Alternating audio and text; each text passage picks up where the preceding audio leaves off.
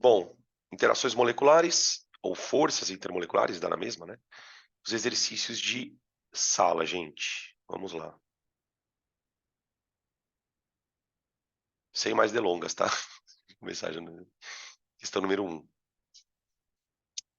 Na questão número 1, ele faz algumas afirmações e depois ele vai nos oferecer algumas opções. Então ele fala assim, ó, na coluna da esquerda, abaixo, estão listadas informações relativas a 5 substâncias diferentes. Na coluna da direita, são representadas propriedades relacionadas a essas afirmações. Aí ele quer que a gente relacione. Né? Vamos dar uma lida assim meio que aqui, ó. Primeiro, o que chama atenção nas afirmações aqui, ó, quando ele fala assim, ó, a substância é mais volátil que água pura. A substância é solúvel em solventes polares. A substância é solúvel em solventes apolares.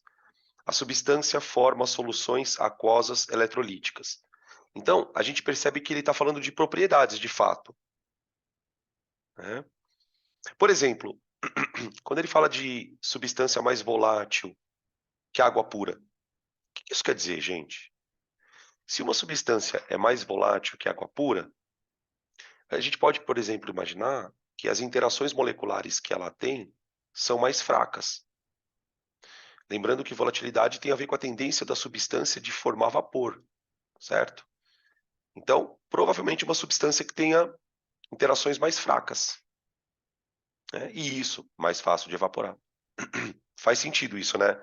Quer ver outra, por exemplo, ó, substância solúvel em solventes polares. Mano, se uma substância é solúvel em solvente polar, ela é polar. Substância solúvel em solvente apolar. Provavelmente é porque ela é apolar. Certo? Essa daqui é boa. Vamos ver quem mata essa, gente.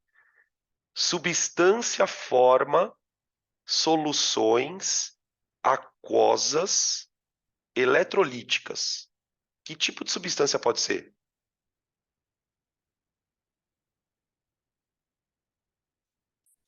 Vocês lembram o que é uma solução eletrolítica? O que é uma solução eletrolítica, cara? Solução eletrolítica, gente, é solução que conduz corrente elétrica. Lembra quando a gente teve aula de ligação iônica? Lembra que na aula de ligação iônica a gente falou de substâncias que dissociam? Então, quando ele fala que uma substância forma solução eletrolítica, ele está falando que basicamente que a substância dissocia. Ela pode ser, por exemplo, um sal. Ela pode ser um ácido. Ela pode ser uma base. Tá? Então, é sobre isso. Bom, agora, o que ele quer que a gente faça? Ele quer que a gente relacione as substâncias. Então, vamos lá. Ó, a frase 1. As moléculas da substância 1 são tetraédricas com átomos idênticos ligados ao átomo central. Cara, quando ele me fala isso, eu penso, por exemplo, no CCl4 ou no CH4. Então você vai ter um elemento central e 4 átomos ligados a ele, formando aquela estrutura tetraédrica. Pode ser isso aqui, não pode? Ô, gente, isso aqui é uma molécula apolar.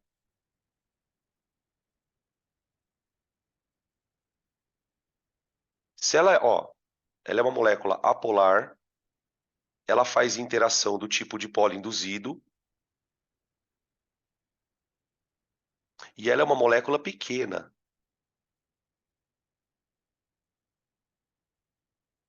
Então, essa molécula, ela é uma molécula, tanto é que na temperatura ambiente, ela já é um gás, de tão volátil que ela é, tá bom? Beleza? Então, é um exemplo. Então, por exemplo, se eu tivesse que escolher onde eu coloco essa substância, peraí. Se eu tivesse que escolher onde eu coloco essa substância, eu pensaria, por exemplo, ó, ela é solúvel em solventes apolares. É uma boa alternativa para ela, tá? Beleza? Tô bem, graças a Deus. Já melhorei. Já tá tudo certo, tá? Beleza? Para quem tá meio perdido, calma, deixa agora que eu abri o chat aqui. A gente tá na aula de interações moleculares, hein? É aula de interações moleculares, tá? Exercícios de sala. Eu tô bem, graças a Deus, já tô bem, já melhorei. Hoje eu tava comentando que hoje quem tava mal era o Eloy. O Eloy tava mal hoje. Diz que tava indo pra aula, passou mal. Então, tudo bem? Vamos ver as outras substâncias. Vamos ver as outras aqui. Substância 2. A substância 2 tem uma massa molar parecida com a da água, ou seja, são moléculas mais ou menos do mesmo tamanho, só que tem interação do tipo Van der Waals. Ô, gente, que interação é essa, Van der Waals? Essa interação, esse nome, Van der Waals, também é o nome utilizado para força de dipolo permanente. Então, o que a alternativa 2 está dizendo? Ela interage por dipolo permanente e ela tem o mesmo tamanho da molécula de água. Mesmo tamanho da água. Só que a água, gente, interage por ponte de hidrogênio. Não é verdade? Então, se essa molécula interage por dipolo permanente, provavelmente ela é uma molécula mais volátil que a água. Ela é mais volátil que a água.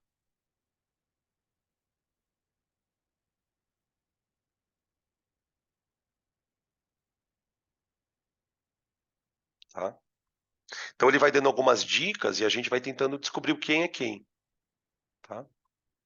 A substância 1, eu vou colocar aqui, ó, ela é solúvel em apolares, por exemplo. Aí depois a gente vai encaixando nas alternativas. Ó, olha a substância 3. Opa, perdão. Sem querer apertei errado aqui. Ô, gente, a substância 3, ela sofre ionização. A gente falou sobre isso na aula de ligação covalente. Ó, pode ser um ácido. Pode ser um ácido, tá? Quando os íons estão dentro da água, eles vão formar uma solução eletrolítica. Solução eletrolítica,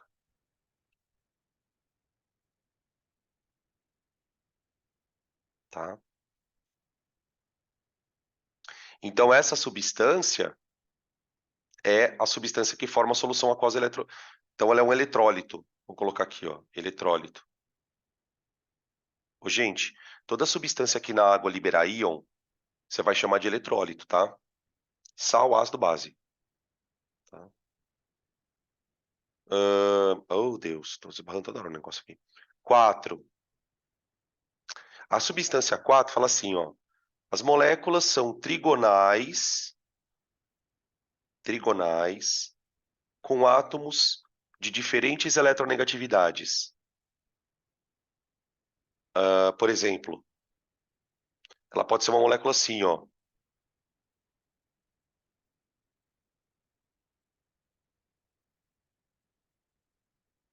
Ó.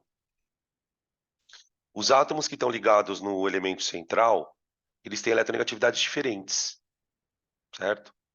Tá? Por que que ele fala isso, né? Tipo, a troco do que ele dá essa informação?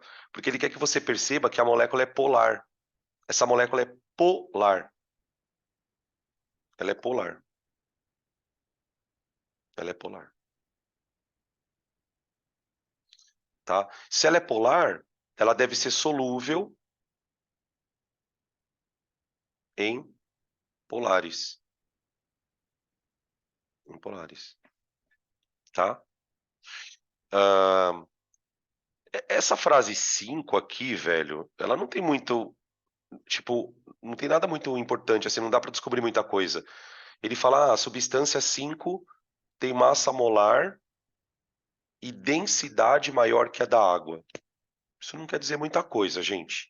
Não dá para inferir nenhuma característica disso, tá? O fato dela ter densidade maior que a da água não vai, por exemplo, isso não garante que ela vai ser solúvel ou não.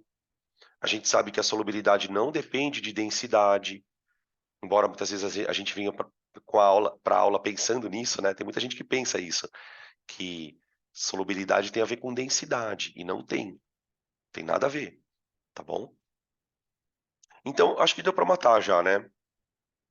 Como é que ficou? A primeira, substância mais volátil que água pura. Substância mais volátil que água pura. É a 2, né? 2. Substância solúvel em solvente polar. 4. Substância solúvel em solvente apolar. 1. 2, 4, 1, 3, é isso? 2, 4, 1, 3. Acho que é isso mesmo. Então é B de bola. Confere aí. B de bola? Peraí que tem pergunta aqui. Professor, como que você sabe que a substância 2 é mais volátil que a água? Porque a força intermolecular é mais fraca. É a força do tipo Van der Waals. Ó, aqui, ó. Essa força aqui, intermolecular, ela é mais fraca. Então as moléculas têm mais facilidade para se tornar vapor. Por quê? Porque quando a substância se vaporiza, as moléculas, as interações moleculares são rompidas. Então, se uma molécula tem mais facilidade para evaporar do que a outra, é porque as interações moleculares são mais frágeis. Você precisa de menos energia para romper a interação. Tá? Mais perguntas aí, gente? Não? Beleza. Então já podem tirar print para a gente passar para a próxima questão.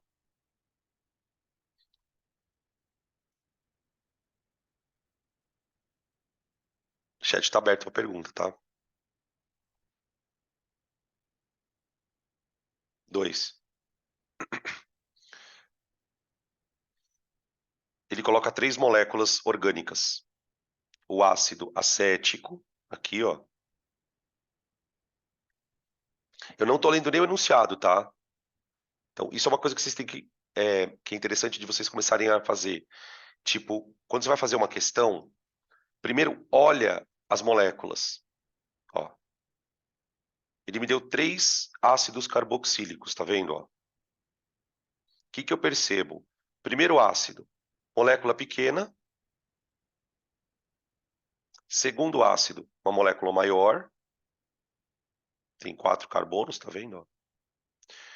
E o terceiro ácido, ele tem 3 carbonos, mas ele tem uma hidroxila a mais. Olha como o exercício já vai dando dicas. Então, por exemplo, se a gente for discutir solubilidade, quem que seriam as substâncias mais solúveis em água aqui? Essa é uma substância que realmente deve ser bem solúvel em água, porque ela tem 2 regiões aqui, ó, onde ela pode fazer ponte de hidrogênio com a água. Então, quanto mais pontos de hidrogênio ela pode fazer, mais ela se dissolve na água, tá? O ácido butírico, ó, por exemplo, ele tem mais carbonos. Então, ele já é um ácido que não é muito solúvel na água, porque ele tem uma cadeia longa, né? E o ácido acético, Ele é um ácido de cadeia pequena, então ele é bem solúvel. Tá? O ácido butírico seria o mais volátil? Provavelmente sim. Então, eu acho que não, tá? Eu vou te dizer que não. Sabe quem que é mais volátil? O acético. O acético é mais volátil. Por quê? Porque ele tem uma cadeia menor. Porque assim, o que que acontece? Os dois ácidos, tanto o acético quanto o butírico, eles fazem ponte de hidrogênio. Entendeu? Só que eles têm uma cadeia carbônica. O dipolo induzido do butírico é maior do que o dipolo induzido do acético. Porque o que que acontece, ó? Aqui o acético, ele faz dipolo induzido com a outra molécula. E aqui ele faz ponte de hidrogênio. Tá bom. O butírico também faz a mesma ponte de hidrogênio aqui, ó, só que ele tem um dipolo induzido maior. Então, eu acho que na ordem de volatilidade, né, quem seria o mais volátil? O acético, depois o butírico e aí depois o lático. O lático é o mais difícil de evaporar. Tanto é, ó, olha que foda isso. Tanto é, gente, que o ácido lático, na temperatura ambiente, ele é sólido. Ele é sólido. Sabe por que quando a gente faz exercício no dia seguinte dá dor no músculo? Porque o ácido lático ele se acumula nas fibras, ele cristaliza, ele forma microcristais, tá? Beleza? Aí ele vai falar aqui, ó, o suor humano. Agora a gente vai ler a questão. O suor humano é praticamente inodoro.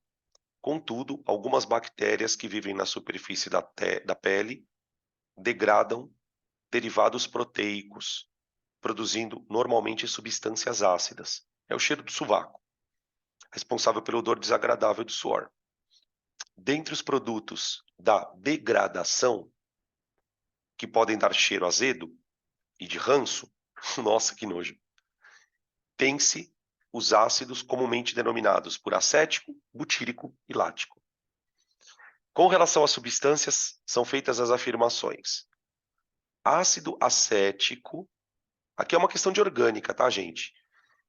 É a nomenclatura usual do composto que, segundo a IUPAC, é chamado ácido metanoico? Não. Não. É ácido etanoico, né, gente?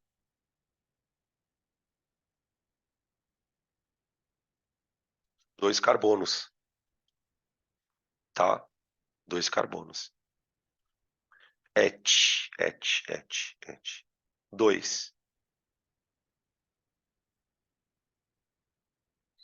As substâncias apresentadas possuem na estrutura grupos que caracterizam a função ácido carboxílico. Sim, sim. A função ácido carboxílico, para quem não lembra, é identificada por esse grupo aqui, ó, gente. Né? Toda molécula que tiver esse fragmento na estrutura, a gente vai classificar como ácido carboxílico, tá? Todos eles são. 3.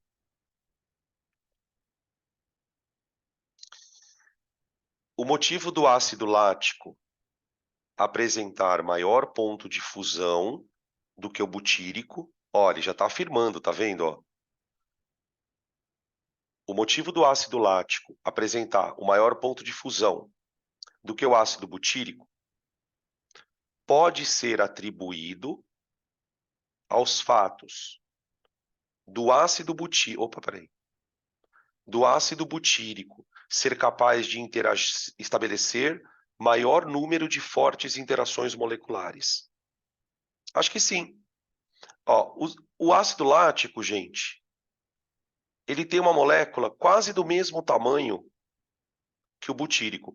Ele fala aqui no texto que o ácido lático ele tem maior massa molecular. E de fato é verdade, tá? O ácido lático, gente, ele tem fórmula C3H, deixa eu ver, 3, 4, 5, 6, O2. certo? Vamos ver quanto que é a massa molar dele. São carbono 12 vezes 3 dá 36, mais 6, mais oxigênio é 16, né? Dá 32. Aqui. Vai dar 68, 74. É isso, gente? Isso é a massa do lático. Agora eu vou calcular do butírico. O butírico é C4, 3, 4, 5, 6, 7, 8, H8. Ah, gente, eu cometi um erro aqui. Ah, eu já cometi um erro. Eu mesmo percebi o erro, ainda bem.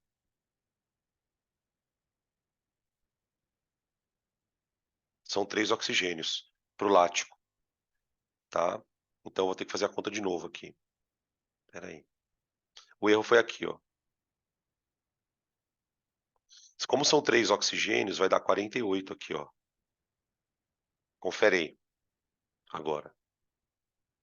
48 com 36 dá 70. 84. 84 mais 6 dá 90. 90. Agora deu, tá? Agora volta no butírico. Volta no butírico. C4, 3, 4, 5, 6, 7, 8, H8, O2. Esse é o butírico. O butírico tem 4 carbonos, 48, mais 8 hidrogênios, dá 56, mais 32. 56 mais 32, dá 88. Tá vendo? Ó? A massa do lático, ela é um pouquinho maior.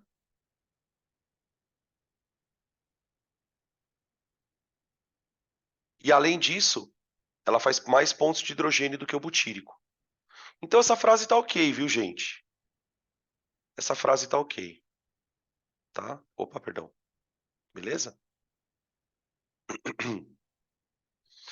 Tá? Qual que é a alternativa, gente? Eu não sei. Eu acabei não copiando a alternativa aqui. Bom, enfim. As verdadeiras são a 2 e a 3, tá? As verdadeiras são a 2 e a 3. Acho que é isso. D de dado, estão falando aqui que é D de dado. Pronto. É?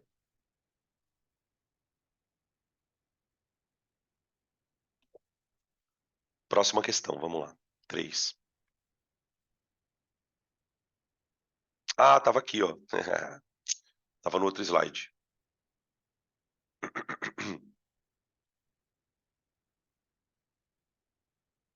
Outra.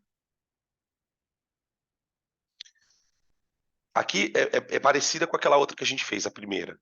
Ele coloca uma coluna da esquerda, coloca uma coluna da direita, e a gente tem que relacionar. Não vou nem perder tempo lendo enunciado. Essas questões assim, elas são tranquilas, né? No sentido de que você bate o olho nela, você já sabe meio o que você tem que fazer. Você não precisa ficar lendo muita coisa, né? Então vamos lá. A primeira frase fala o seguinte: o NaCl é um sólido em temperatura ambiente. Bom, o que eu sei sobre o NaCl? Além dele ser sólido, né, que de fato é verdade. Ele é um composto iônico, gente. Ele é um composto iônico. Então, por exemplo, se ele é um composto iônico, ele é um cristal, ele dissocia, ele tem cátion e ânion, ele é sólido na temperatura ambiente. A partir do momento que você sabe que o composto é iônico, ele tem lá um conjunto de características. Então, das frases que eu estou vendo aqui, a frase D é a melhor. Quando ele fala aqui, ó, alto ponto de fusão, ebulição, composto formado por ligação iônica. Tá? Acho que é essa frase aí. 2. A água é uma substância molecular, polar, considerada solvente universal. Tá. Aí nas frases, a frase A, geometria linear. Esquece, a água não é linear. A água é angular. Então, por exemplo, eu já excluo a A e a B. Composto aromático, pelo amor de Deus, né? Tem nada a ver. A água nem orgânica é. Tem nada a ver. Ligação de hidrogênio, geometria angular, é essa. Então, E. Tá? 3. Composto 3, benzeno, é ele. Se vocês lembrarem da aula de hibridização, eu apresentei para vocês o benzeno falando um pouquinho sobre aquela questão da ressonância, né? E de fato ele é um composto chamado aromático, tá? É um composto apolar, ele interage por dipolo induzido, tá? Beleza? Então alternativa C para ele. 4. HCl, geometria linear, ligação covalente, ok? Dipolo permanente, força de dipolo permanente, tá? Isso está na alternativa A, gente. Tá, ó. Geometria linear, ligação covalente polar, inclusive, né? E forças intermoleculares do tipo dipolo-dipolo. Quando ele fala, só um comentário, tá? Quando ele fala assim, força do tipo dipolo-dipolo, ele está falando de polo permanente, tá? E aí a última é o CO2, né? Aí só sobrou a frase 2. B de bola, né? Perdão. B de bola. O CO2 é... Desculpa. O CO2 é linear, de fato. Tá? Tranquilo? Então ficou 1D, 2E. É a alternativa D de dado, né? D de dado. Tá bem?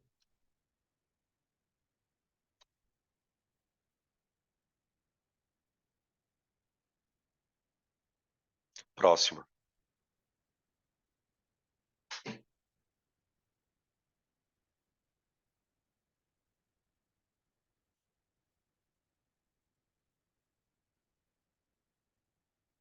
Aqui, ó, ele dá um texto. Aí é o seguinte, né? Não sei como é que vocês fazem quando vocês têm esse tipo de questão em prova.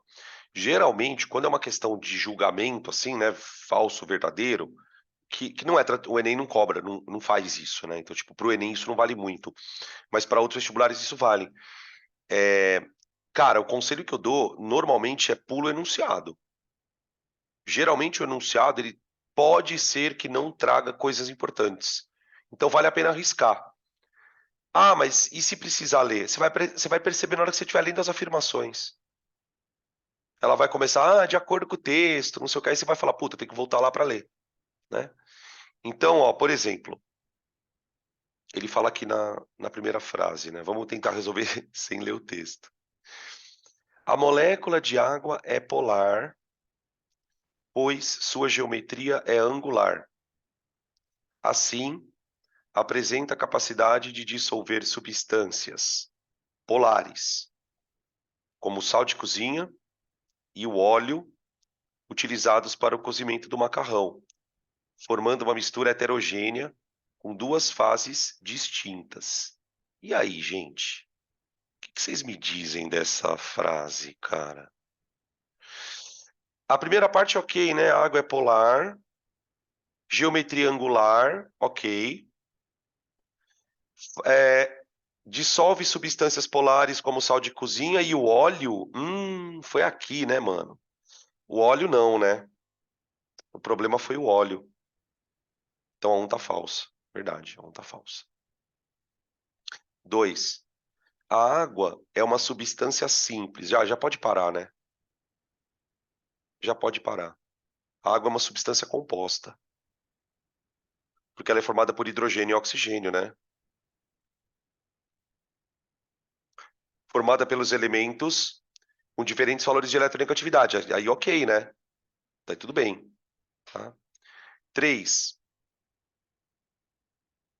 3. O compartilhamento de elétrons entre átomos de hidrogênio e oxigênio na molécula de água ocorre através de ligação covalente. Perfeito, né? Ó, lembra daquela estrutura que a gente aprendeu a desenhar lá no comecinho da aula de covalente, ó? Fórmula eletrônica, lembra disso? Aqui é a fórmula eletrônica. Tá vendo? Tá, ok, beleza. Eu posso representar assim, né? Ou daquele jeito tradicional, ó. Ó, assim, que é a fórmula estrutural, né? Tá bom? Tá, então, tá verdadeira, né? Verdadeira. Frase 5. Acho que ela vai ser verdadeira também. A água apresenta ponto de ebulição maior do que a amônia, pois as forças intermoleculares na água são maiores do que a na amônia. É verdade isso. Sabe por quê, gente? A água, na temperatura ambiente, ela é líquida.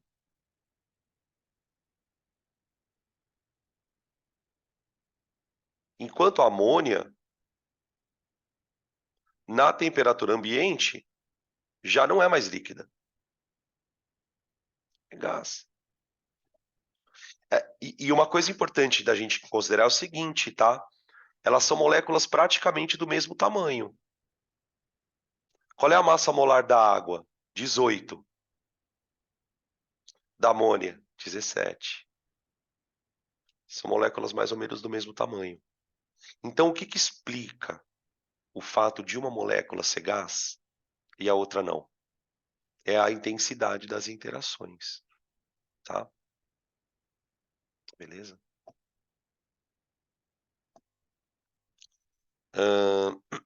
Estou fazendo uma pergunta aqui. Deixa eu ver se eu entendi essa pergunta. E a ligação dela é mais forte. O que seria a desligação dela? Dos átomos? Não sei. Pensando nas ligações dos átomos, eu não sei. Ah, a interação da água é mais forte. É, sim, sim, sim. A interação. E sabe o que é louco? Eu estava só esperando alguém falar aqui, mas ninguém falou. Então vou falar eu. A água interage por ponte de hidrogênio, tá? E a amônia também. A amônia também interage por ponte de hidrogênio. Só que uma é líquida, outra é gás. Ou seja, qual é a moral da história? Até mesmo entre as moléculas que fazem pontes de hidrogênio, você tem pontes de hidrogênio que são mais fortes do que outras. Não é porque uma molécula faz ponte de hidrogênio que ela tem que ser líquida. A água faz ponte de hidrogênio e é líquida. A amônia também faz ponte de hidrogênio, mas é gás. Entendeu? Não dá para ficar. Quando eu falo essas coisas, o que eu quero dizer com isso? Não dá para ficar criando regra. Não dá. Ah, mas puta, eu tinha que saber que a amônia era gás? Tinha. A amônia você tem que saber que é gás. Tem, porque é uma substância muito famosa, tá? Beleza? A gente pode até especular, né? Tipo assim, por que a ponte de hidrogênio da água é mais forte do que a da amônia? Alguém imagina? Por que será que uma ponte de hidrogênio feita pela água é mais forte do que uma ponte de hidrogênio feita pela amônia? O que vai explicar isso? Certamente, a diferença de polaridade. Porque a água é mais polar que a amônia.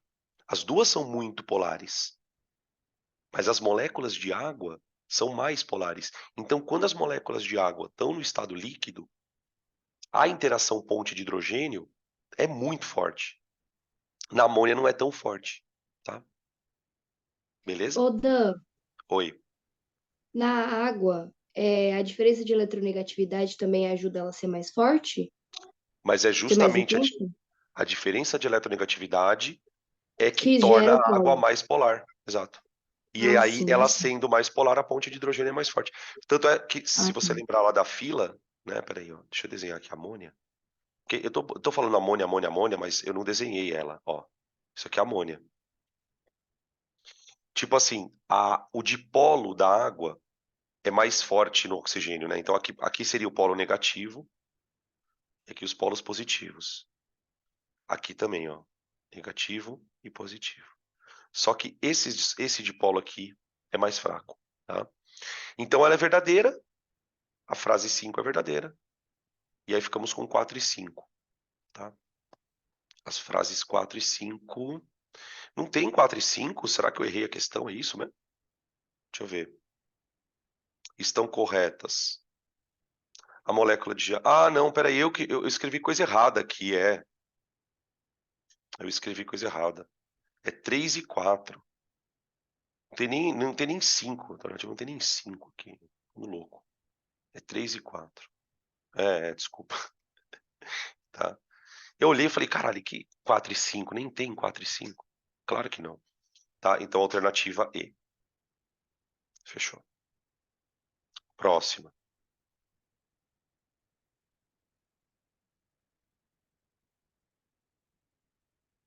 Ó. Essa questão aqui, gente, ela vai falar sobre a tensão superficial. Então, é uma questão um pouco mais complicada, porque é um assunto, tipo, mais específico. Então, antes de eu fazer a questão, eu gostaria de falar um pouquinho sobre tensão superficial. Quando a gente estava tendo aula na semana passada de forças intermoleculares, não sei se vocês vão lembrar, teve um slide que eu mostrei, que era um bichinho em cima da água. E a gente explicou ali naquele momento o que era a tensão superficial. Então, eu vou retomar um pouquinho a história para a gente depois fazer a questão. Ó, aqui, gente, tem uma explicação mais ou menos física do que é a tensão superficial. O que acontece? Ó, imagina um líquido, qualquer líquido, tá? Eu vou falar o que eu já falei na outra aula. Tensão superficial não é uma coisa só da água. Qualquer líquido tem tensão superficial. Por que que eles têm? O que acontece? Ó, imagina que isso aqui é um líquido qualquer, tá? E essas bolotinhas aqui, ó, elas são moléculas, tá? Cada bolotinha dessa é uma molécula. Acontece o seguinte, as moléculas, elas se atraem por interações. Então, essas setinhas que vocês estão vendo aqui, ó, são atração que as outras moléculas estão exercendo. Então, tipo, ó, uma molécula atrai outra aqui de lado, ó. Uma outra molécula atrai outra aqui, atrai aqui, e assim por diante. De maneira geral, a resultante de forças numa molécula, ela fica próxima de zero. Então a molécula ela fica meio que assim, só se mexendo assim um pouquinho. Tá? Só que as moléculas que estão na superfície do líquido, tá vendo aqui, ó? Elas interagem de maneira exclusivamente lateral aqui, tá vendo? Ó? Exclusivamente lateral. Tá? E essa interação lateral faz com que isso aqui fique quase uma superfície. Quase uma superfície. De tal maneira que quando você coloca um corpo no líquido, o líquido ele dobra praticamente, ó. Tá? É claro que isso tem um limite, né? Por exemplo, na água você consegue colocar um mosquitinho ali e ele fica parado. Agora, se você tentar fazer isso no óleo, não vai funcionar. Por quê? Porque a tensão superficial ela depende das interações. Então, por exemplo, uma molécula que tem interação do tipo ponte de hidrogênio, ela provavelmente vai ter uma tensão superficial maior. Tá? Olha o que está escrito aqui no slide. Ó. O que é tensão superficial? É um efeito físico que ocorre na interface de duas fases químicas. Por exemplo, aqui você tem líquido e atmosfera. Concorda? Tá? Ela faz com que a camada superficial de um líquido venha a se comportar como uma membrana elástica. Olha lá. Essa propriedade é causada pelas forças de coesão entre moléculas semelhantes. E essas forças têm uma resultante vetorial diferente na interface. Então, o que ele quer dizer com essa última frase? Ele diz, olha, as moléculas que estão aqui na interface, elas têm uma força resultante meio que lateral, de tal maneira que elas estão como se fossem amarradas. Tá? E é isso que dá a tensão superficial. O que eu preciso saber sobre ela? Primeiro, importante.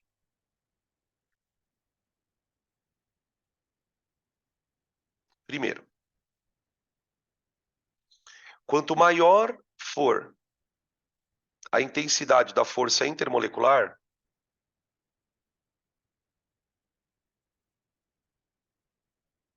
maior será a tensão superficial do líquido.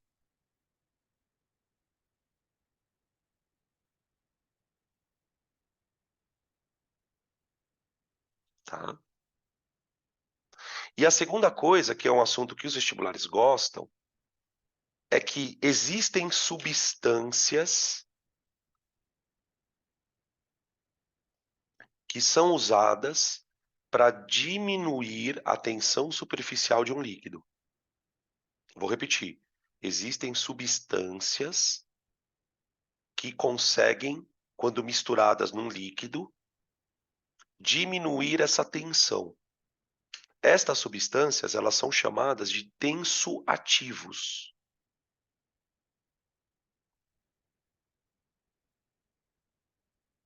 Substâncias que, vírgula, quando misturadas a um líquido,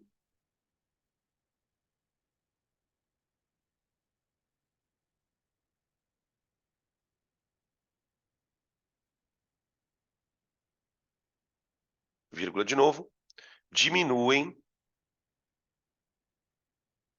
sua tensão superficial.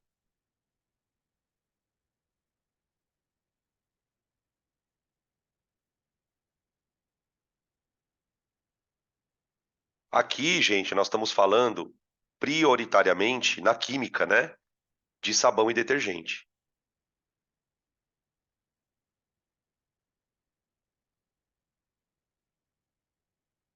Tá? Essas substâncias que fazem com que a tensão superficial... E por que elas são legais? Né? Vamos entender um pouquinho melhor isso. Por exemplo, água e óleo não se misturam. Um dos problemas da água e do óleo não se misturarem tem a ver com a questão da polaridade, né? E tem a ver com a questão da tensão superficial. Como a água é uma substância muito polar, por exemplo, quando você mistura água com óleo, elas não ficam uma camada, tipo, em contato uma com a outra? Por que o óleo não consegue entrar na água? Porque a tensão superficial da água é tão grande que o óleo não consegue penetrar ali.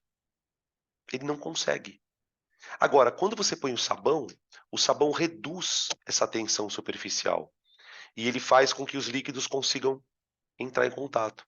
Você pode fazer uma experiência na sua casa, que é super fácil de fazer. Pega um copo de vidro e preenche o copo metade com água e metade com óleo de cozinha. Pode ser azeite, mas pega óleo, que óleo é mais barato, né? Azeite é caro demais. Tá? Pega lá e deixa ele quietinho, bem repouso, tá? E aí você vai perceber que entre a água e o óleo vai ficar uma película. A gente fala que é uma interface. Aí você vai fazer o seguinte: você vai pegar detergente e jogar lá dentro. E vai observar o que acontece com o detergente. Ele vai descer pelo óleo, né? Porque o óleo vai estar em cima. Ele vai descer pelo óleo. Na hora que ele entra na água, ele cria como se fosse um buraco. Aí o óleo começa a entrar em contato com a água. E aí você começa a perceber os dois se misturando, tá? Isso acontece com sabão, com detergente, beleza? Essas substâncias são chamadas de tensoativos. Fazendo uma ponte com a biologia, no nosso sistema digestório, a gente tem uma substância produzida na vesícula biliar, né? Eu já falei sobre isso aqui na aula outro dia, que tem ação tensoativa, que é a bile. A bile é uma composição, né, de várias coisas que tem ali, que tem por objetivo basicamente misturar a gordura com o suco gástrico ali, na hora de ser digerida, tá? Então, quando cai alguma questão de sabão, de detergente, ou até mesmo na biologia, quando se cai questão de bile, por exemplo, eles vão usar esse termo aí, tensoativo, tá? Beleza? Agora, gente, a gente pode voltar para a questão, tá? Vamos voltar para a questão. Tipo, agora que a gente já tem essa noção do que é tensão superficial, tal, e o que é um tensoativo, a gente volta na questão. A questão era a 5, né? Acho que era a 5. Deixa eu colocar aqui que tem um negócio. Não, volta lá rapidão, por favor. Volto. Obrigada.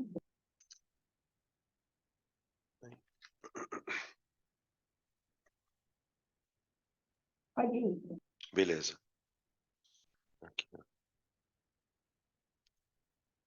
Aqui, questão 5. Ai! O que eu fiz aqui, mano?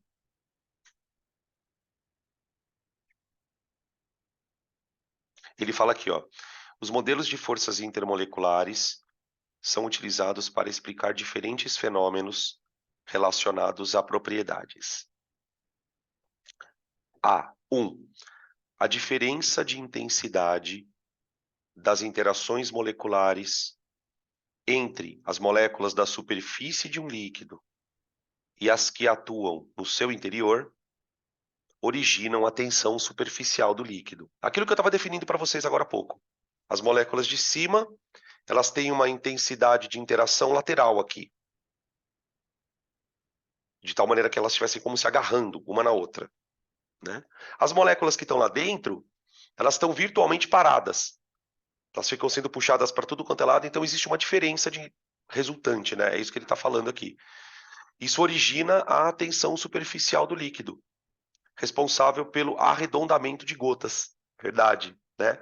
Tem uma experiência que você faz também com líquido, que é você colocar água no copo, e quando o copo estiver muito cheio, você vai gotejando água. Você vai perceber que forma uma bola de água. A água ela consegue se manter quase que extravasando o líquido, tá?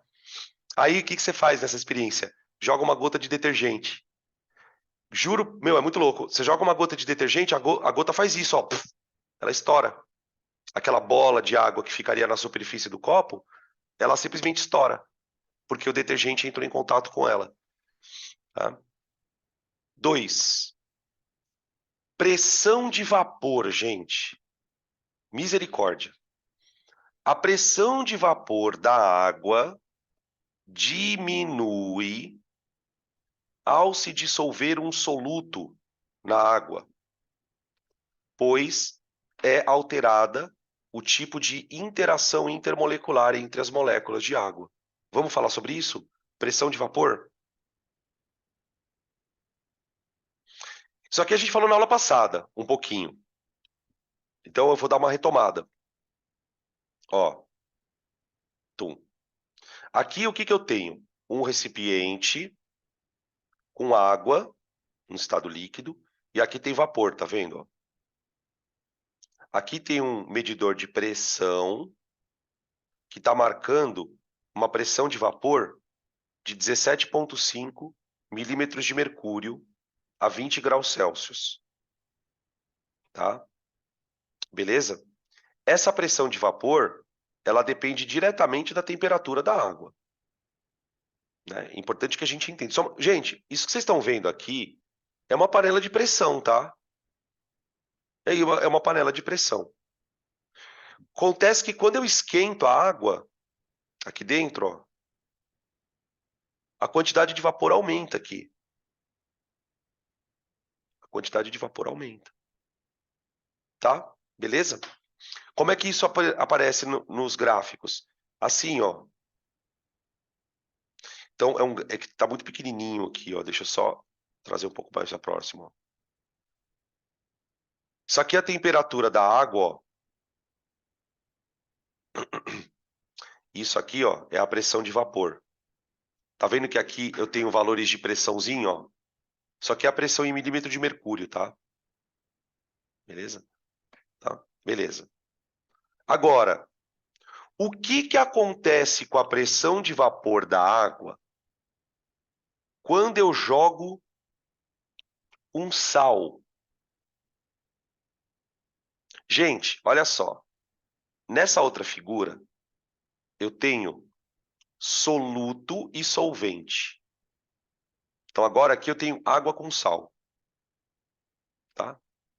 O problema é o seguinte, gente, quando você põe partículas de sal na água, que são solutos, os solutos, eles interagem com o solvente.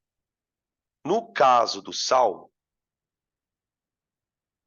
vamos lembrar daquela interação íon-dipolo?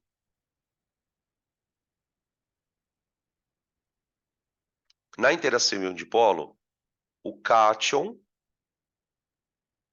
interage com a parte negativa da água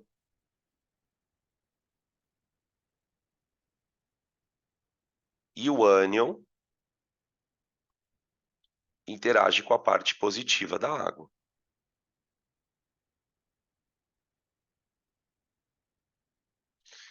Qual é a consequência disso? A água ela fica mais presa na fase líquida, porque você tem um reforço das interações. Agora a água ela está presa por causa das pontes de hidrogênio e por causa da interação íon-dipolo. Então ela acaba ficando, ela perde a capacidade de evaporação. Ela perde a capacidade de evaporação. Aí o que acontece? A pressão de vapor dela cai, porque se ela evapora menos, ela vai ter sempre uma quantidade de vapor menor. Então, por exemplo, esse gráfico aqui, ó, ele mostra bem o que eu quero dizer. Tá vendo essa curva vermelha aqui, ó? Imagina que essa curva vermelha é a pressão de vapor da água pura. A pressão de vapor da água pura. Essa outra curva aqui, ó, é a pressão de vapor da água com sal. O que a gente percebe? Tá vendo que aqui ele destacou uma temperatura? Tá vendo isso aqui? O que essa temperatura está dizendo? Ó, imagina que essa temperatura seja 20 graus Celsius. Então, ó, a 20 graus Celsius, a pressão de vapor da água pura é P2, certo? Que é uma pressão alta. Se eu pegar na mesma temperatura, a pressão de vapor da água com sal é P1, é menor. O que o gráfico está me mostrando? Que a água com sal evapora menos do que a água pura. É isso que o gráfico está mostrando. Quando você compara duas águas na mesma temperatura, a água que evapora mais é a pura. Por quê? Porque a presença do sal intensifica as interações moleculares. Tudo bem isso, gente? Faz sentido? Então você tem aqui, ó, uma intensificação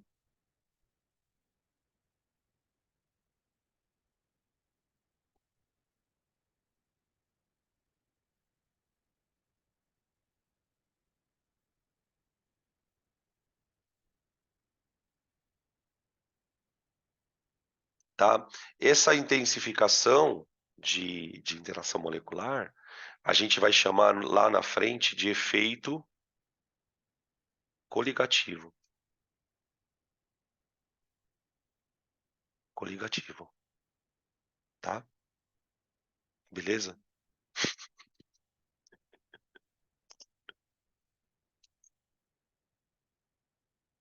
Que bom, fico feliz que você entendeu. É que rolou um desabafo aqui, gente. Tá no privado, então não vou falar, mas rolou um desabafo aqui. Só faltou escrever caralho. Ai, desculpa, gente, tô boca suja hoje. E nem pode, agora tá tarde. Tá bom? Então, vamos voltar na frase? Eu nem lembro mais porque eu estava falando isso, gente. Eu acho que eu entrei num buraco de minhoca aqui. Ah, lembrei, ó. É por causa dessa frase aqui, ó. Ó. A pressão de vapor da água diminui ao dissolver um soluto em água pura, pois é alterada o tipo de interação intermolecular, tá? Então isso faz sentido isso, tá? Faz sentido. 3. A grande solubilidade da sacarose na água deve-se ao estabelecimento de interações do tipo ligação de hidrogênio entre os grupos hidroxila da sacarose e as moléculas de água. Ô, gente, dá uma olhada aqui, ó. A sacarose, isso aqui é uma representação tridimensional. Cada bolotinha vermelha dessa aqui, ó, é um oxigênio na sacarose, tá? Veja que ela tá cheia de OH, ó. OH, OH, aqui também, ó. Aqui. Tá vendo que tem um monte de hidroxila? Quanto mais hidroxila tem na molécula, mais ela consegue interagir com a água.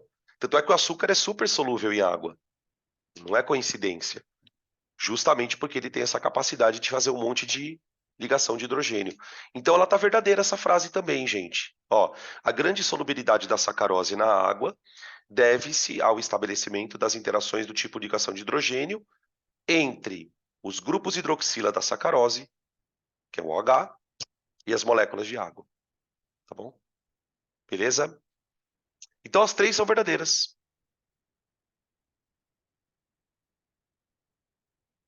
Alternativa E. Beleza? Então veja que é uma questãozinha super difícil, né? Tipo, essas frases, a primeira frase é uma frase estranha, a segunda frase também é uma frase difícil.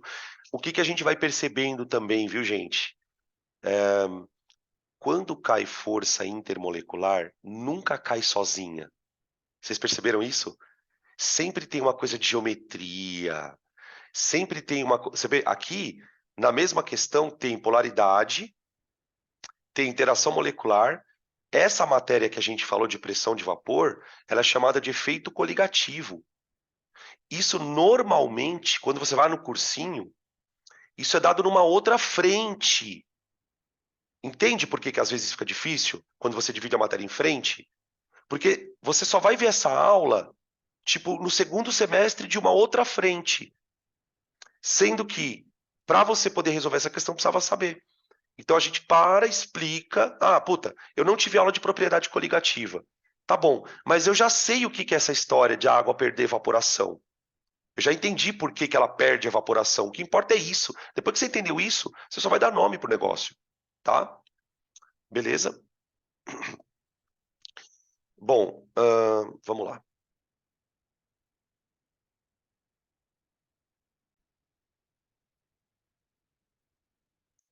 Questão número 6.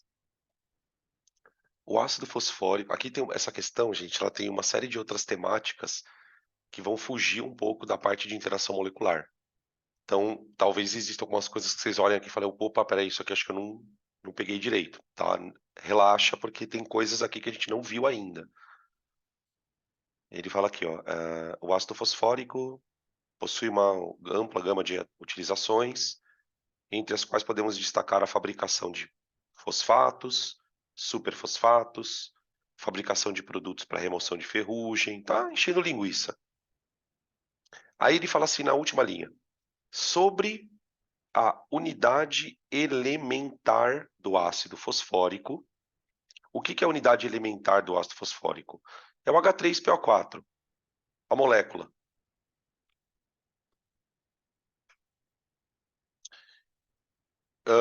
São feitas as seguintes afirmações. O número de oxidação do fósforo é igual a mais 5. Número de oxidação é uma matéria que a gente vai ver mais lá na frente. Tá? O número de oxidação, de maneira assim, bem resumida, se refere a uma carga que o elemento tem na hora em que ele vai estabelecer uma ligação. Tá? Todo elemento tem uma chamada número de oxidação. Tá? No caso das moléculas que têm hidrogênio, oxigênio, por exemplo, o que a gente sabe? Que o hidrogênio tem número de oxidação mais 1, que o oxigênio tem número de oxidação, ou carga, né? Menos 2. Tá? E ele está afirmando que o fósforo tem esse número de oxidação igual a 5. Tá? Como que a gente vai saber isso?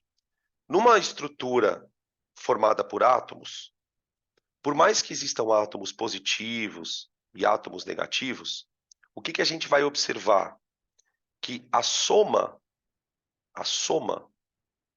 somatória, vamos colocar somatória que fica mais fácil, dos NOx, dos números de oxidação, vale 0. Tá? Eu não vou entrar muito nos detalhes do porquê que vale 0, tá? Porque, como eu falei para vocês, isso é uma aula que vai dar quase 2 horas. Tá? De definir o que é NOx. Ah, por que o NOx do oxigênio é menos 2? Por que o NOx do hidrogênio é mais 1? Tudo isso tem explicações, tá? O NOx do fósforo aqui eu vou chamar de X. X. E aí, como eu sei que a soma dos NOx tem que dar 0, o que eu vou fazer? Eu vou dizer que 2 vezes o NOx do hidrogênio mais o NOx do fósforo mais 4 vezes o NOx do oxigênio, tudo isso tem que dar 0. Tá? Então percebam que para resolver o item A, você tem que saber um monte de outras coisas. Tá? Repetindo uma coisa que eu falei anteriormente, né? Isso é uma característica de prova de química. Geralmente, cada alternativa vai ter um assunto. Não é, por exemplo, como na física, que você olha para a questão e fala, putz, isso aqui é uma questão de cinemática. Ah, isso aqui é uma questão de lei de Newton. Não. Na química, dependendo do vestibular que você vai ou da questão, cada item é uma questão diferente. Aqui é uma questão, o item 1, você tinha que saber NOx. Item 2. Então, a frase 1 é verdadeira. Sabe por quê? Ó? Faz a conta. Vai dar mais 2, mais x. Ah, não é mais 2, né? É mais 3. Espera aí que eu fiz uma pequena cagadinha. Deixa eu corrigir aqui, ó. Aqui é mais 3, gente. Porque eu tenho 3 hidrogênios, né? Aqui vai ficar... Então, peraí, deixa eu corrigir aqui também. Aqui. Aqui, então fica mais 3, mais x, menos 8, igual a 0. Ó, agora sim. Vai dar x menos 5, né? Igual a 0. X igual a mais 5. Isso aqui é uma partezinha bem legal da matéria, vocês vão ver. Quando a gente for ter aula de NOx, é bem legalzinho. Beleza, então o item 1, a frase 1 está verdadeira. Frase 2. O átomo de fósforo expande sua camada de valência, acomodando 10 elétrons. Gente, não sei se vocês lembram que alguns elementos podem fazer mais do que 4 ligações. A gente falou um pouco sobre isso lá na aula de hibridização. O fósforo, gente, veja. O fósforo, se você fizer a distribuição eletrônica dele, você vai perceber que o fósforo ele tem 5 elétrons na camada de valência, sendo que 3 estão desemparelhados e um parzinho aqui. Deixa eu fazer uma pergunta para vocês aí, gente. Quantas ligações esse fósforo faz?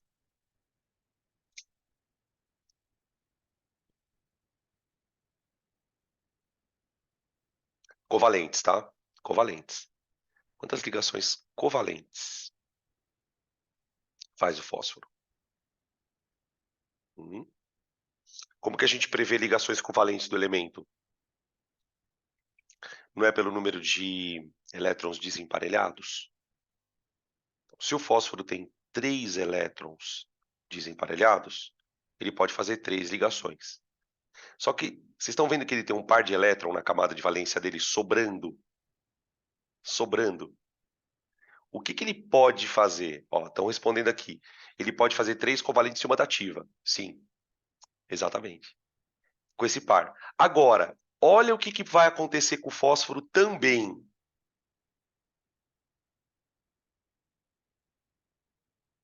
O fósforo sofre hibridização.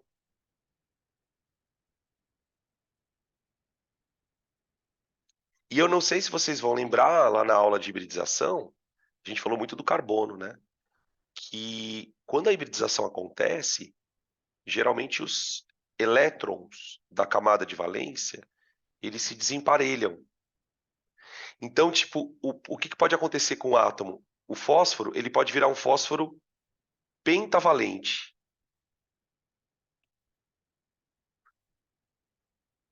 E aí, nesse caso, ele vai ter 10 elétrons na camada de valência. Porque ele vai fazer um compartilhamento aqui, outro aqui, outro aqui, outro aqui, outro aqui. Quer ver um exemplo?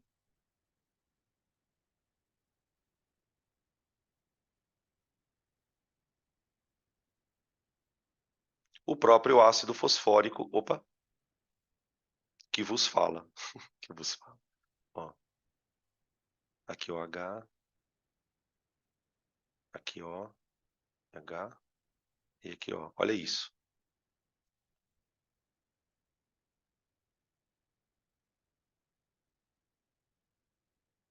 Tá? É claro que, em se tratando de uma prova como a do Enem, você não vai encontrar uma questão que vai exigir de você esse tipo de especificidade. Não é por aí. Tipo, por isso que eu falo, tipo, quando eu vejo aluno falando assim, ah, a prova do Enem é conteudista. Mãe, eu fico quieto, eu não falo nada. Eu falo, mãe, esse cara não sabe do que ele tá falando. Não sei, vocês não têm noção do que é uma prova conteudista, gente. Isso é uma prova conteudista. Manja? Peraí que estão fazendo uma pergunta aqui. Isso. O PCl5. PCl5. Qualquer molécula que o fósforo está fazendo 5 ligações, você consegue explicar desse jeito, falando que ele sofre hibridização. Tá? Aí você fala assim, mas professor, como é que eu vou saber quando o fósforo está hibridizado ou não? É simples, gente. Se o fósforo estiver fazendo 3 covalentes, ele está normal. Não está hibridizado. Quando ele está fazendo 5, que ele estourou o octeto, porque lembra que a teoria de hibridização ela foi criada, dentre outras coisas, para explicar as coisas que o octeto não explicava. Então, por exemplo, como é que o octeto explica um cara que faz 5 ligações? Não explica. Aí o que a hibridização fala? Olha, ele desemparelha o elétron, tá? Só por curiosidade, tá, gente? Isso já é rodapé de caderno. A hibridização do fósforo, ela é sp3d2. D2 não, D só. sp3d.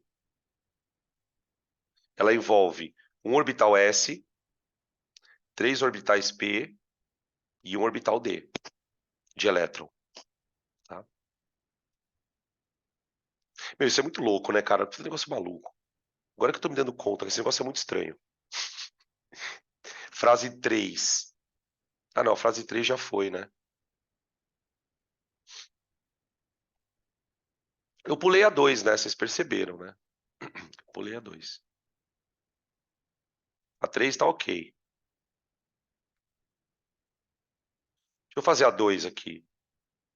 As ligações estabelecidas entre os átomos na molécula de ácido fosfórico são do tipo covalente polar.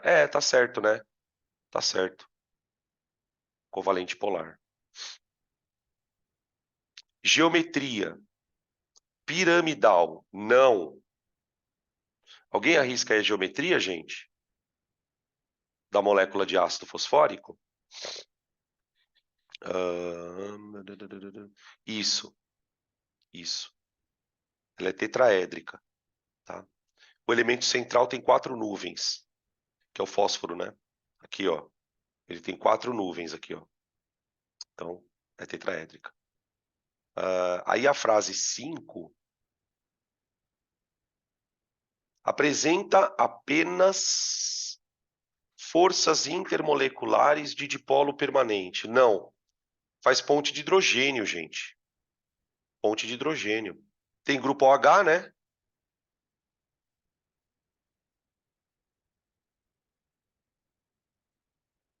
Ô, gente, só pra você sentir o drama. Todo ácido que faz ponte de hidrogênio, e, mano, tem ácido pra caramba que faz ponte de hidrogênio. Ácido sulfúrico, ácido fosfórico, ácido nítrico, tá? Esses ácidos, eles têm uma tendência a terem pontos de ebulição altos.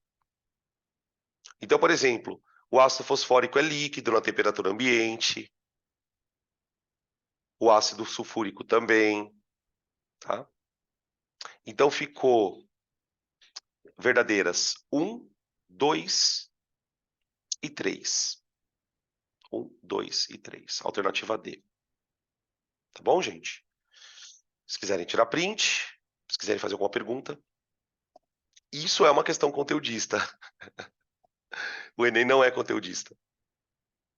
O que não significa que ele seja tão teórico, né?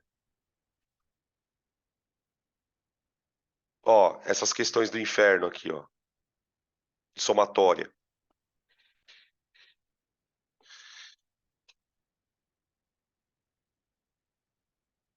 Questão número 7. Ele quer as corretas.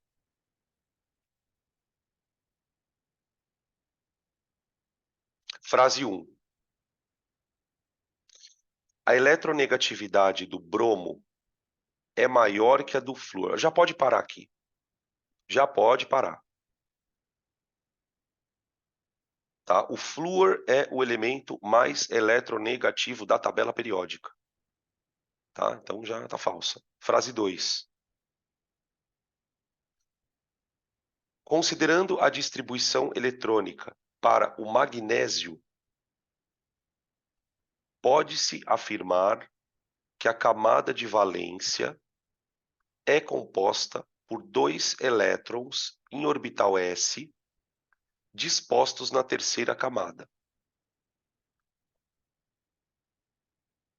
E aí? Cara, nessa questão, provavelmente ele deu a tabela periódica ou ele deu o número atômico do magnésio, né? Vamos fazer a distribuição? 1s2, 2s2, 2p6, 3s2. Ó. Isso aqui é o magnésio. Tá? Ó, ele tem 2 elétrons na camada de valência. Então tá certo. Tá certo. 3. 3 não, 4, né? 4. O composto KCl tem ligação iônica. Verdade. Potássio positivo, metal. Cloro negativo, ametal. Tem caráter iônico. Ao passo de que o NH3 é uma molécula, tem caráter covalente. Isso, ó. A ligação aqui é compartilhamento. Tá vendo? Então, uma é iônica, outra é covalente, verdade. Item 8. No benzeno, a inexistência de híbridos de ressonância sugere que os elétrons que participam das ligações entre os carbonos estão dispostos em orbitais sigma. Olha que frase maluca. Danilo, o que é um híbrido de ressonância? Vamos tentar responder sem saber o que é híbrido de ressonância? Quando a gente, por exemplo, uma estratégia que você pode usar quando você está numa questão desse tipo é assim. Provavelmente vocês fazem isso já, talvez até sem perceber. Você está lendo a frase, inexistência de híbrido de ressonância. Meu, não para de ler a frase. Sabe por quê? Pode acontecer de você descobrir na mesma frase uma coisa muito errada. Muito errada. Por exemplo, esse é um caso onde isso acontece. Eu começo a ler a frase, né? Tipo, no benzeno, a inexistência de híbridos de ressonância. Puta, não sei o que é isso. Sugere que os elétrons que participam das ligações covalentes entre os carbonos estão dispostos em orbitais sigma. Se você lembrar da estrutura do benzeno, você vai lembrar que no benzeno você tem ligações duplas alternadas. E nas ligações duplas você tem uma ligação sigma e tem uma outra ligação que é a pi. Então, assim, mesmo que você não saiba o que é um híbrido de ressonância, você sabe que essa frase está errada. Percebe? Então, muitas vezes a gente consegue escapar de alguns probleminhas por conta de uma prova ser de múltipla escolha, tá? Beleza? Então é falsa. É falsa, tá? Outra coisa, né? Aí tentando falar um pouco desse termo híbrido de ressonância. Vocês lembram que no benzeno acontece um fenômeno chamado ressonância, onde os elétrons ficam se movimentando? Então, quando eu vou desenhar o benzeno, eu posso desenhar ele assim ou assim, ó.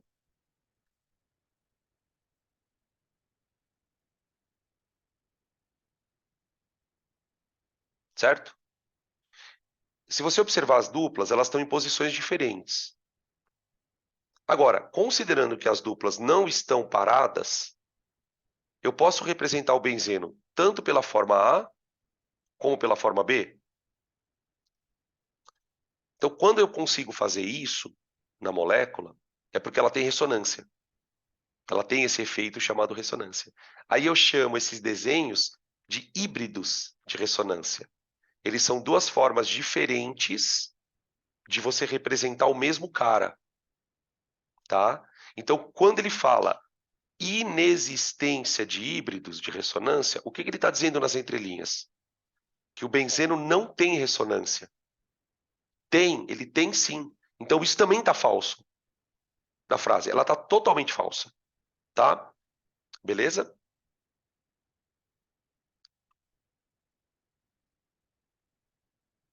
Frase 16.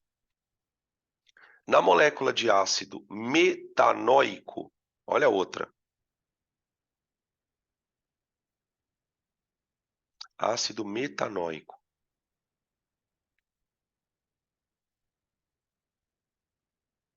Ó. O hidrogênio ionizável interage por meio de uma ligação iônica com o carbono. Gente, desde quando um hidrogênio com carbono forma ligação iônica? Então, está errado isso. Outro exemplo de frase bizarra. Vocês sabem o que é o hidrogênio ionizável, gente? O hidrogênio ionizável é aquele hidrogênio que, quando você põe o ácido na água, ele sai na forma de H+. Nos ácidos carboxílicos, o hidrogênio ionizável é esse aqui, ó. Esse é o ionizável.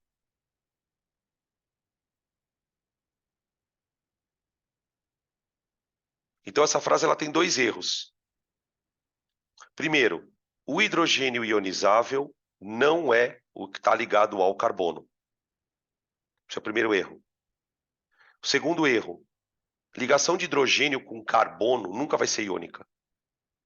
Tá? Beleza? Quando nós tivermos aula de ácido, eu vou falar bastante sobre esse hidrogênio ionizável. A gente já falou algumas vezes, mas a gente tem mais coisa para falar. Então a frase 16 está falsa. frase 32. Na molécula de etanol, vamos lá, 2 carbonos, certo? E um OH ligado ao carbono. Olha lá, ponte de hidrogênio.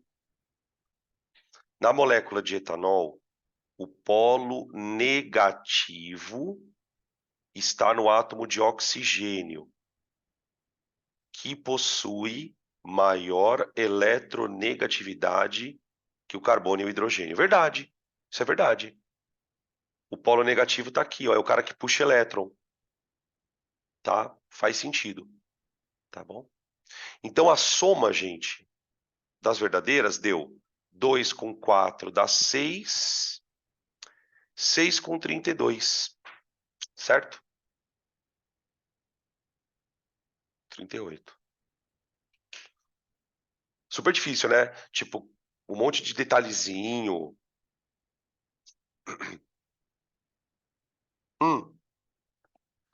Esse tipo de prova, quem passa é quem faz cursinho específico para isso, tá?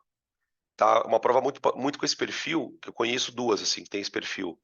É a Federal de Santa Catarina, a UFSC, e a Universidade de Maringá, a Estadual de Maringá, que são provas que são nessa linha de múltipla escolha, somatória, melhor dizendo.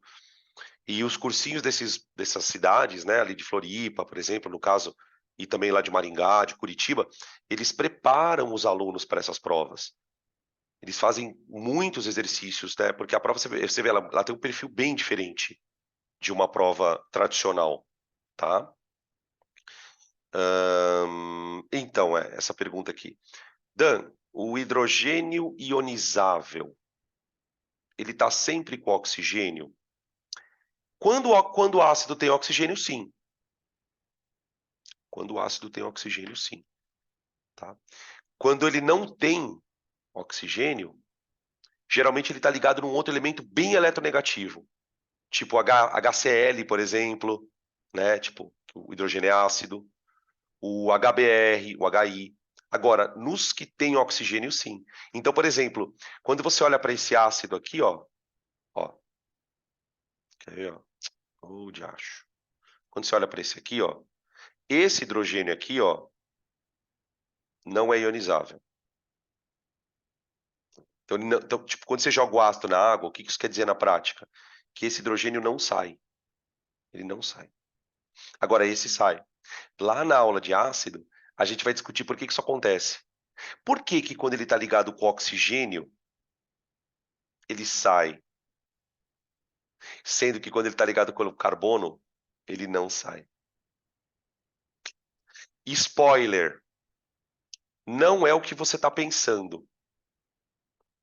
Não é, tá? Vamos lá. Danilo, você não vai falar mesmo? Não.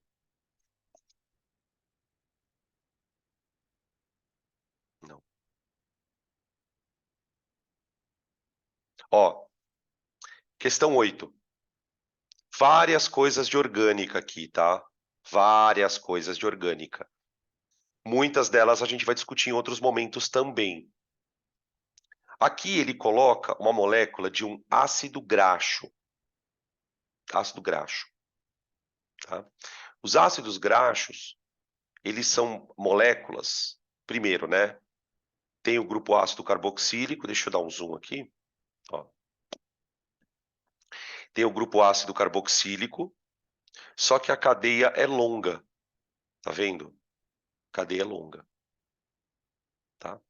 Isso faz com que o ácido graxo, por exemplo, ele seja insolúvel na água.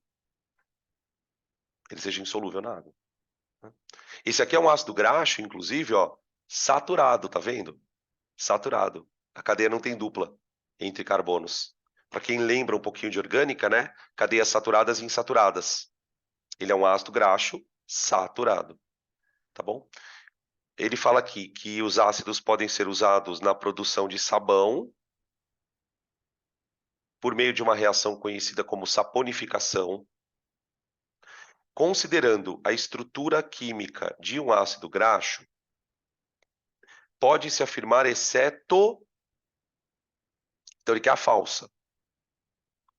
Frase 1. A reação com base hidróxido de sódio vai formar um sal? Sim. Ô, gente, olha aqui, ó. Faz de conta que isso aqui é um ácido graxo, ó. Ó. Isso aqui é um ácido graxo. Acabamos de falar no exercício que esse hidrogênio é ionizável. Tá, quando ele reagir com base, gente, o que vai acontecer? Neutralização. O H+ e o OH- vão formar água.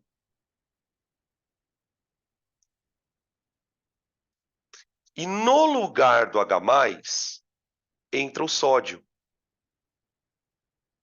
Então você vai formar, além da água, isso aqui, ó. Que é um sal, gente. Ó a ligação iônica aqui, ó.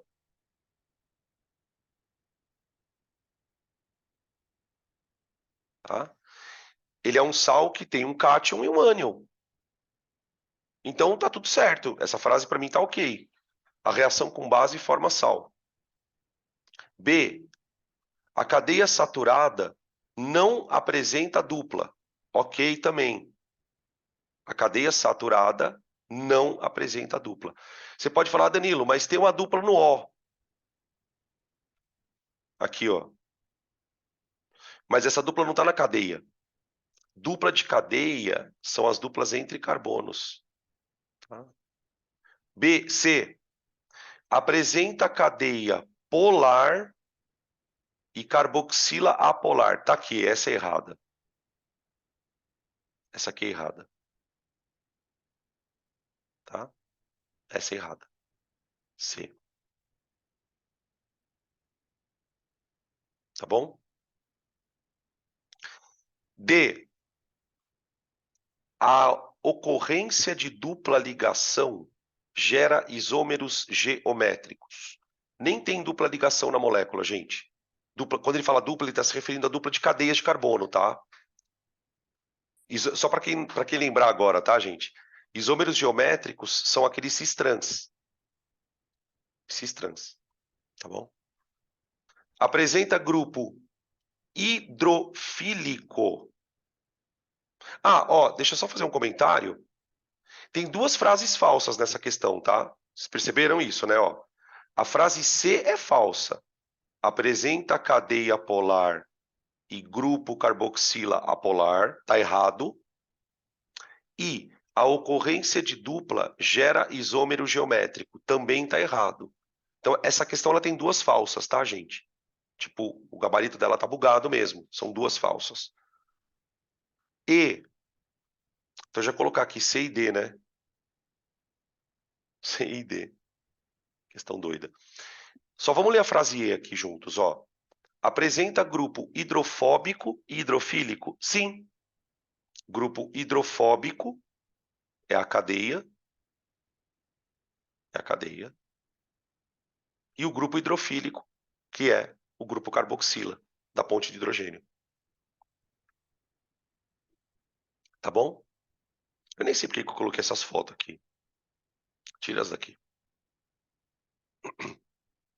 Tranquilo, gente? Próxima.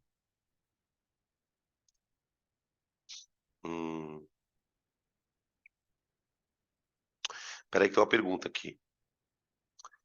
Na 5, a dupla entre carbonos. Aonde tem dupla entre carbonos, gente? Peraí. Aqui, ó. Isso. Quando ele fala nessa alternativa aqui, né? Não sei se é isso que você está falando. A ocorrência de dupla ligação essa dupla ligação ela tem que ser entre carbonos para ter a possibilidade de ter isômero geométrico. Não é só ter a dupla, tem uma outra coisa lá, tá? Se for isso, sim.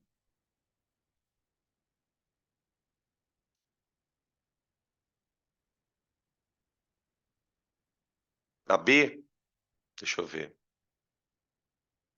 A cadeia saturada não apresenta dupla. Isso, também sim. Também.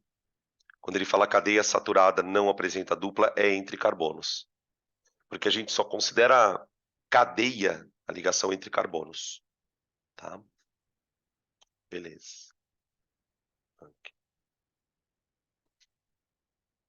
Questão 9. Os compostos 1 e 2, representados nas figuras, são compostos orgânicos utilizados como solvente. O X, vou colocar aqui. O composto 1 é o etanol. Etanol não, butanol, né? Ó. Butanol, met, et, prop, but. E o composto 2 é o etoxietano. Já vamos colocar os nomes aqui. Ó. Composto 1 é o butan 2-ol. Butan, traço 2, traço ol. O carbono tá, o OH está no carbono 2. E o composto 2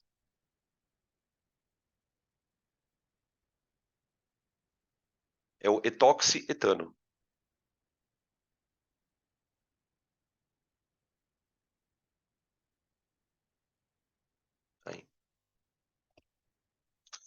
Aí, olha o que ele faz. Ele dá umas tabelas, só que ele não identifica os compostos. Na primeira tabela, ele mostra pressão de vapor. Aqui, ó. Ele pegou o composto a 20 graus e mediu a pressão de vapor. Composto X, 1,66 kPa. Composto Y, 58,6. Depois ele pega e monta uma tabela de solubilidade na água. Z, 69, W, 290 por litro. E ele quer que identifique. Então, gente, na tabela 1, ele está discutindo volatilidade. Nessa tabela aqui, ele está discutindo volatilidade.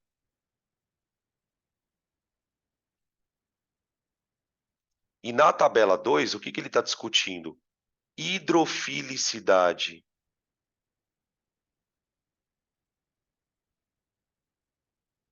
Hidrofilicidade, a solubilidade na água.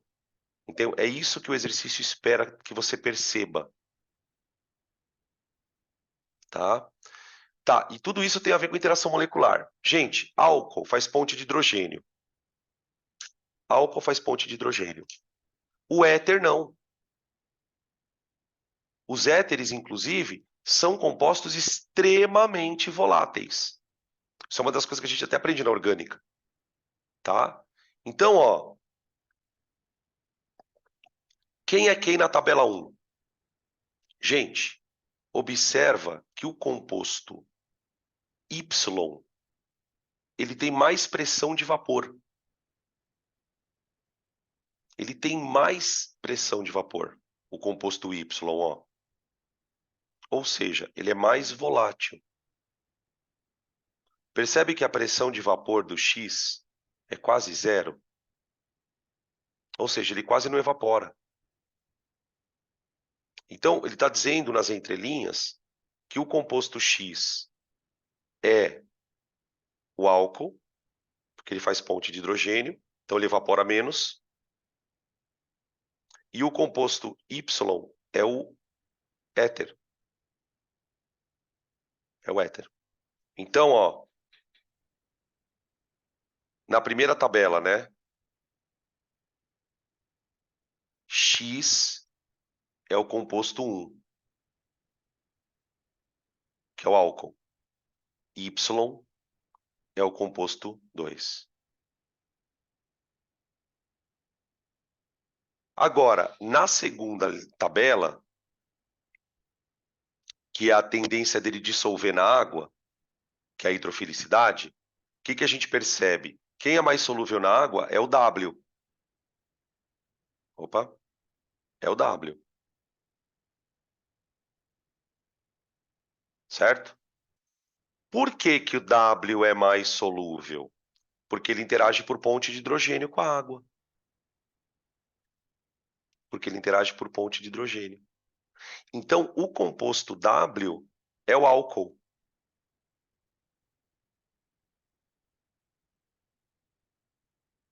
O composto 2, ele é menos polar. Por isso que ele é mais volátil também, né?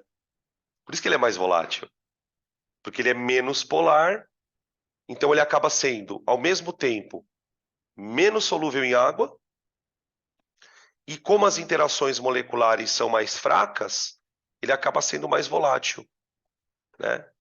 Então são duas propriedades totalmente diferentes, né? Volatilidade e solubilidade na água, mas elas têm origem na mesma relação, né? Na mesma razão.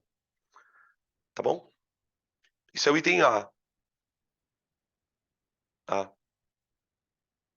B. Que tipo de isomeria ocorre entre os compostos 1 e 2? Isomeria de função. Isomeria de função. Tá? Os compostos. Primeiro, né, só para lembrar, por que eles são chamados de isômeros? Porque eles têm a mesma fórmula molecular. Né? A fórmula dos dois é C4H10O. Essa é a fórmula do composto. Dos dois, né? Tá? Aí depois ele faz uma outra pergunta, gente, também super específica, que se você nunca teve aula de orgânica, você não vai entender o que ele está perguntando.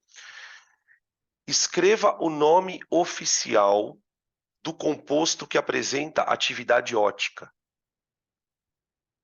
Para que um composto apresente atividade ótica,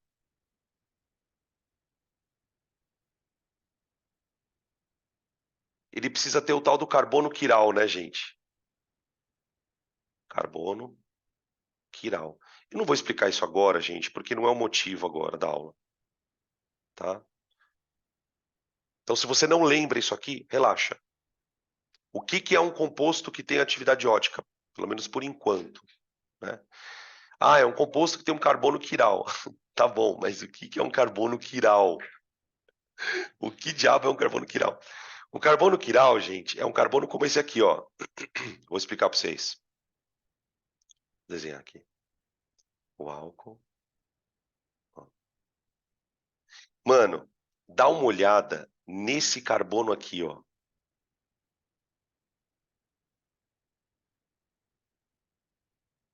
Esse carbono é um carbono quiral. Tá? Por que ele é um carbono quiral? Porque ele é um carbono sp3. Observa ali que ele faz 4 ligações simples. E cada ligação ele está fazendo com uma coisa diferente. Olha só. Esse carbono está ligado com OH. Tá vendo? OH. Ele está ligado com um grupo metil. Aqui, ó. Isso aqui é um grupo metil. Ele está ligado aqui com hidrogênio, que não aparece. Então é OH, metil, hidrogênio. E aqui um grupo etil, tá vendo? Ó? Grupo etil. Toda vez que o carbono tem essa configuração, né, ou seja, ele está fazendo 4 ligações com 4 ligantes diferentes,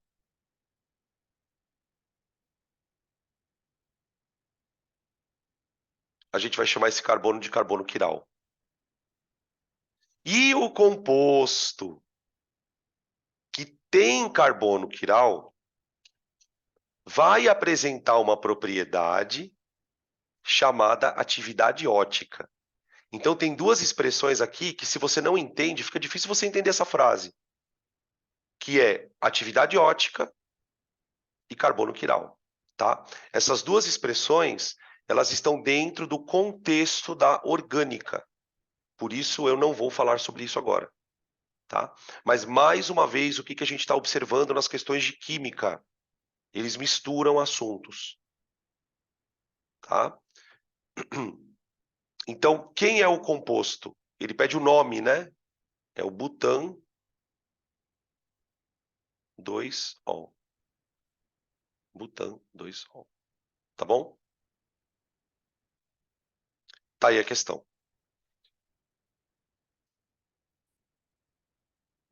Então, ó, dentro da mesma questão, o que caiu de assunto de química? Forças intermoleculares, funções orgânicas, reconhecer álcool, aldeído, éter, né? Isomeria de função e propriedade coligativa. Porque pressão de vapor. Então, 4 tópicos de química. Isso, assim, em termos práticos, gente, isso aqui dá, vai, 1 mês de aula de cursinho. 1 mês de aula de cursinho para você fazer uma questão. Entende? É bem diferente da física. Porque na física você tem questões mais específicas. Tem questão, por exemplo, de física que mistura termologia com elétrica. Tem algumas questões assim. Mas, no geral, a questão é cinemática, é dinâmica, é estática, tá? O que não quer dizer que seja mais fácil, né? Muito pelo contrário. Então vamos, próxima. 10. Peraí que tem um chamando aqui no chat. O quiral sempre tem que ser sp3. Ele tem que ser sp3 e com os 4 ligantes diferentes. Tá? Gente, olha essa questão que desgrameira. Vocês já devem ter visto em jogo de futebol que, quando tem uma falta, o juiz ele vai lá e coloca um sprayzinho no chão, né? Para onde ele vai colocar a bola ali. E na barreira. Olha o que ele fala do spray. Os sprays utilizados em partidas de futebol têm formulações bem variadas, mas basicamente contém água, butano e um surfactante.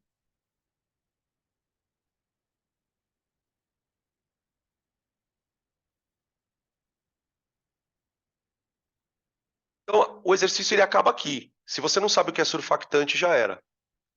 Olha o que ele fala. Vamos ver se a gente consegue descobrir.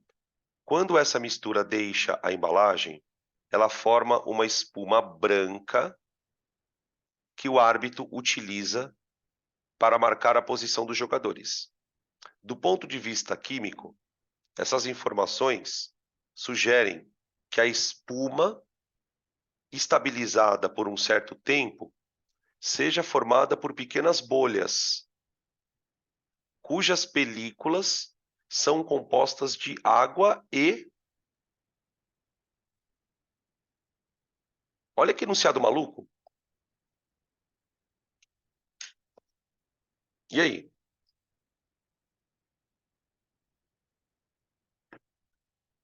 Ele fala que no spray tem água, surfactante e metano, butano.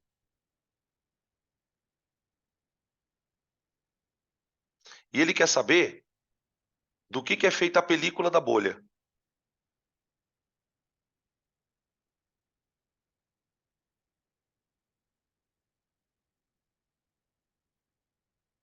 E aí, gente, do que é feita a película da bolha? Pode ser de surfactante ou butano. Ou butano. Surfactante ou butano. E aí é que tá o problema. Puta, eu não sei o que é surfactante. Gente, o surfactante é um detergente.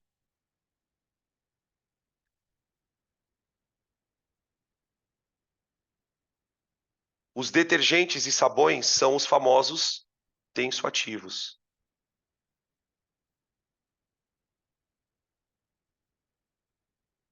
Então, tipo, o cara conta uma história bizarra, sendo que no final das contas ele pergunta do que é feita a bolha. Se você já brincou de água e sabão, você já fez bolinha com água e detergente. A película da bolha é feita de detergente, certo? Ah, mas Danilo, e o butano? Olha como às vezes um conhecimentozinho de química geral te ajuda. Gente, todo spray de desodorante tem um gás lá dentro, que é para empurrar o líquido para fora. Quando você aperta um desodorante aerossol, não vem um líquido para fora? Como é que aquele líquido é expulso de dentro do frasco? Porque lá dentro tem um gás de uma puta pressão. Então, o butano é um gás.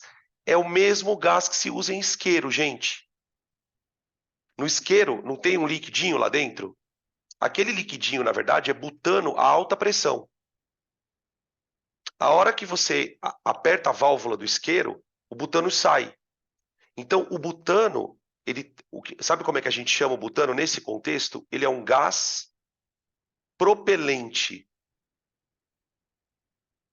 Alguém já ouviu falar essa expressão? Propelente? Um gás propelente é um gás que empurra alguma coisa. Por exemplo, para um foguete voar, foguete levantar voo, você precisa de um gás propelente que jogue o foguete para frente, tá? Então, dentro do spray você tem água, sabão e um gás propelente, tá? Então, a película da bolha é feita de surfactante e como ele é um tenso ativo, ele diminui a tensão superficial da água, tá? Então, é um surfactante, ele diminui a tensão superficial da água.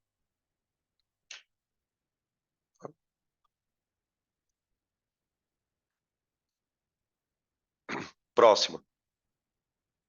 Peraí que eu acho que eu tinha me chamado aqui no chat, peraí. Ah, tá, não, já foi. Isso aqui já foi. 11. O enxofre, aqui é um outro tipo de questão, que é uma questãozinha, tipo, também bem específica, mas não tão específica. O enxofre é um elemento que pode formar dois óxidos, o SO2 e o SO3. Nomeie a geometria das moléculas. Explique ainda por que que apenas o SO2 é solúvel. Gente, o enxofre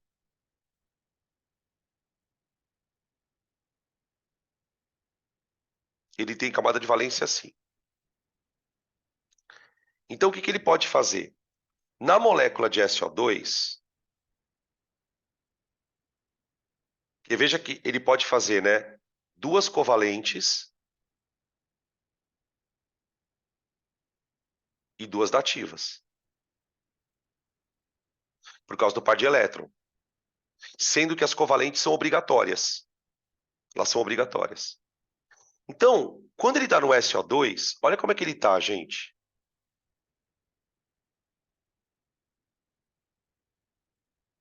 Ó. Ele é angular. Dá uma olhada no átomo central, gente. O átomo central tem 3 nuvens eletrônicas. 3 nuvens eletrônicas. A terceira nuvem está vazia. Deixa eu colocar ela mais para cima aqui, ó. A terceira nuvem está vazia. Então a molécula é angular. No SO3, a terceira nuvem ela está sendo utilizada para fazer a dativa. Ó. Então você tem aqui uma trigonal. Trigonal plana. Agora, gente, olha a diferença, né? Numa angular, você tem oxigênio puxando elétron, oxigênio puxando elétron. Aqui, a soma vetorial não dá zero.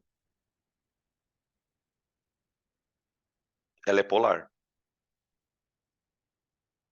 Por isso que ela dissolve na água.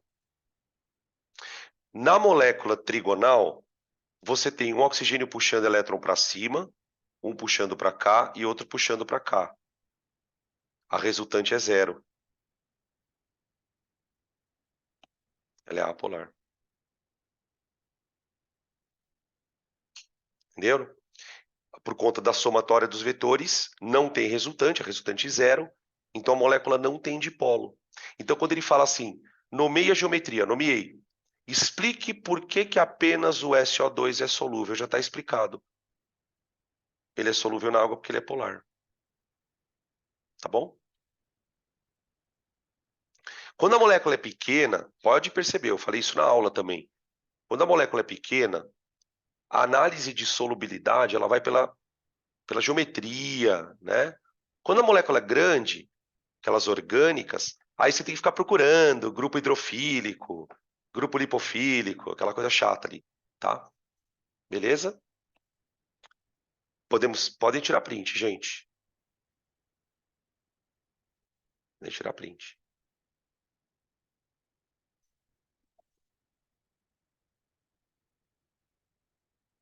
Questão 12. Urtimeira. Opa, Urtimeira. A questão 12, gente, é uma questão bem comum em vários vestibulares. Não é tipo Enem, tá? Não é estilo Enem, porque ela é uma questãozinha mais também desse tipo de conteúdinho, sabe? E o Enem ele vai mais para uma linha de interpretar um texto, analisar um gráfico. Sempre tem uma habilidade, né? Que a gente percebe bem na questão do Enem, que ele quer uma habilidade do aluno. Então, assim, por exemplo, você vai ter que saber ponte de hidrogênio, mas você vai ter que interpretar um gráfico. Você vai ter que saber ponte de hidrogênio, mas vai ter que saber interpretar uma tabela. Sempre tem muito disso. Essas questões assim, ó, elas são mais cruas, né? Questão mais para o aluno mesmo aprender conceito. Então ele coloca aqui, ó, várias substâncias e algumas propriedades. E daí ele quer que a gente diga aqui que é verdadeiro. Por exemplo, ó, alternativa A, hexano. Hexano. Solubilidade na água. Solúvel. Eu já paro de ler aqui. Porque eu sei que hexano se trata de um hidrocarboneto, pelo nome dele, né? Ele é um hidrocarboneto. Hidrocarbonetos não são solúveis em água. Gasolina, querosene, diesel, nada disso é solúvel em água, tá? B, nitrato de potássio, sal, composto iônico, insolúvel em água, gente. Ei. Solúvel em água, né? Então a B também está errada. Alumínio metálico, insolúvel em água, solúvel na gasolina. Alumínio solúvel em gasolina? Estranho, hein? Cara, metal é solúvel em quê, gente? Vamos lá, vai.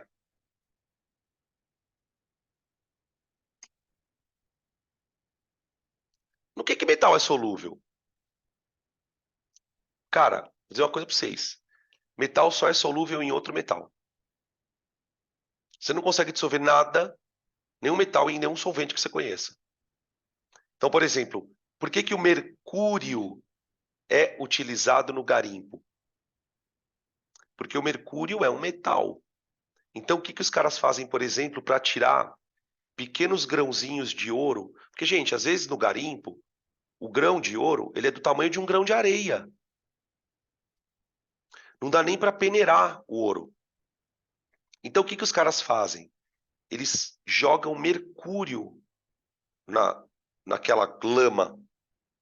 E aí o que acontece? Qualquer partículazinha de ouro que tiver ali, dissolve no mercúrio.